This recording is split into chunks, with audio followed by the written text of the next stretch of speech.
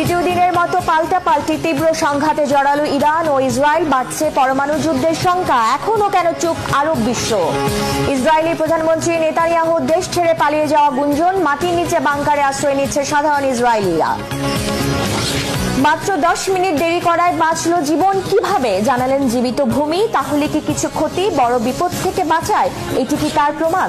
দ্বিতীয় দিনের মতো পাল্টাপাল্টি তীব্র সংঘাতে জড়িয়ে পড়েছে ইরান ও ইসরায়েল। সময়ের সাথে সাথে বাড়ছে দুই দেশের মিসাইল হামলার তীব্রতা। ফলে ওই অঞ্চলে ছড়িয়ে পড়েছে পরমাণু যুদ্ধের শঙ্কা। একই সাথে বাড়ছে মৃত্যুর মিছিল আর ক্ষয়ক্ষতি।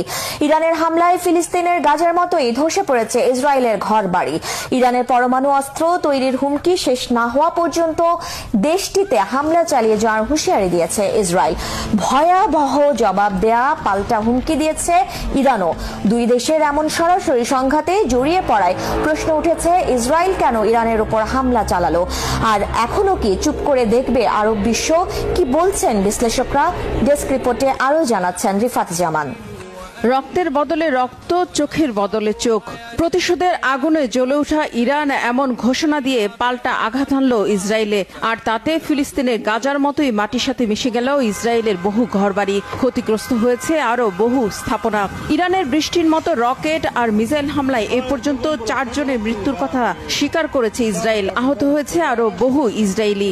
যদিও মধ্যপ্রাচ্যের বিশ্লেষকরা বলছেন, ইরানের ব্যাপক হামলায় ইসরায়েলের মৃত্যু ও ক্ষয়ক্ষতির প্রকৃত সংখ্যা আরো অনেক বেশি। তবে ইসরায়েলের গণমাধ্যমের উপর কঠোর বিধিনিষেধ থাকায় দেশটিতে ঠিক কতজন মারা গেছে তার সঠিক তথ্য পাওয়া যাচ্ছে না। পর্যন্ত 78 জন নিহত হয়েছে, আহত 300-এরও বেশি। তেহরানের মেহরাবাদ বিমানবন্দরে আগুন দেখা গেছে। এমন অবস্থায় দ্বিতীয় দিনের মতো পাল্টাপাল্টি তীব্র হামলা ও সংঘাতে জড়িয়ে পড়েছে ইরান ও ইসরায়েল। বন্ধ ইরানের সব আকাশসীমা। ইরান যদি ক্ষেপণাস্ত্র হামলা চালিয়ে যায় তাহলে তেহরান পূর্বে বলে হুঁশিয়ারি দিয়েছে ইসরায়েল। কঠোর জবাব দেওয়ার পাল্টা হুমকি দিয়েছে ইরানও। ফলে বাড়ছে পরমাণু যুদ্ধের শঙ্কা। প্রশ্ন উঠেছে, আমেরিকার মিত্র ইসরায়েল কেন হঠাৎ ইরানে হামলা চালালো? কেন এখনো চুপ করে আছে আরব বিশ্ব?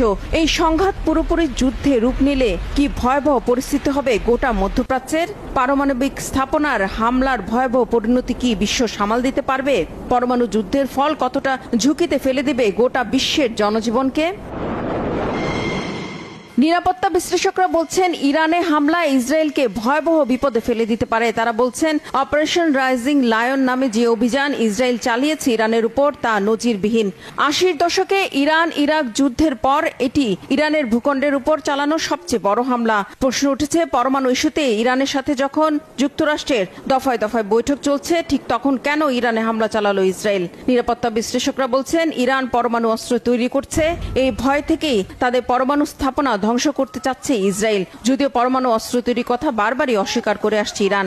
2003 সালে ইরাকে গণবিধ্বংসী অস্ত্র থাকার অভিযোগ তুলে আগ্রাসন চালিয়েছিল ইঙ্গো মার্কিন বাহিনী। আর এখন মিথ্যা অজুহাত তুলে সেই আমেরিকার মিত্র ইসরায়েলও একই পথে হাঁটছে, যাতে পূর্ণ সমর্থন রয়েছে আমেরিকার।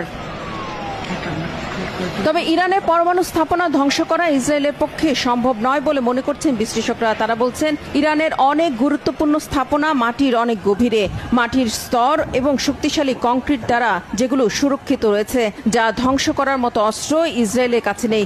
ফলে ইরানের শীর্ষ বিজ্ঞানীদের ব্যাপক হত্যার মাধ্যমে কেবল দেশটির পরমাণু কার্যক্রম কিছুটা পিছিয়ে দিতে পারে নেতানিয়াহুর বাহিনী, কিন্তু পুরোপুরি থামাতে পারবে না। কারণ যতক্ষণ পর্যন্ত ইরানের সরকার টিকে থাকবে ততক্ষণ পর্যন্ত তা আবারও নির্মাণের চেষ্টা করা হবে।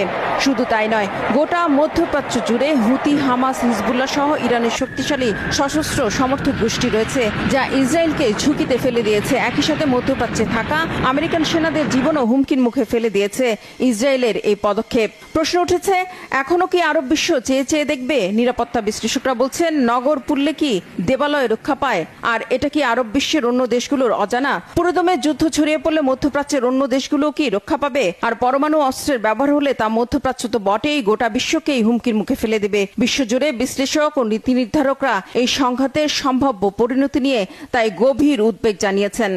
এদিকে ইরানের তীব্র হামলার মুখে ইসরায়েলের প্রধানমন্ত্রী বেনিয়ামিন নেতানিয়াহু দেশ ছেড়ে পালিয়ে গেছেন বলে গুঞ্জন উঠেছে।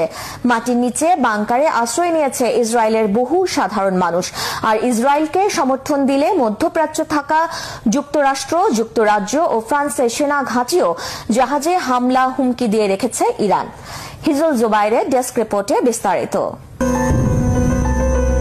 অপারেশন ট্রু প্রমিস 3-র প্রথম দফার মিসাইল হামলায় ইসরায়েলের অন্তত 150 লক্ষ্যবস্তুতে আঘাত হানার দাবি জানিয়েছে ইরানের বিপ্লবী গার্ড বাহিনী আইআরজিসি।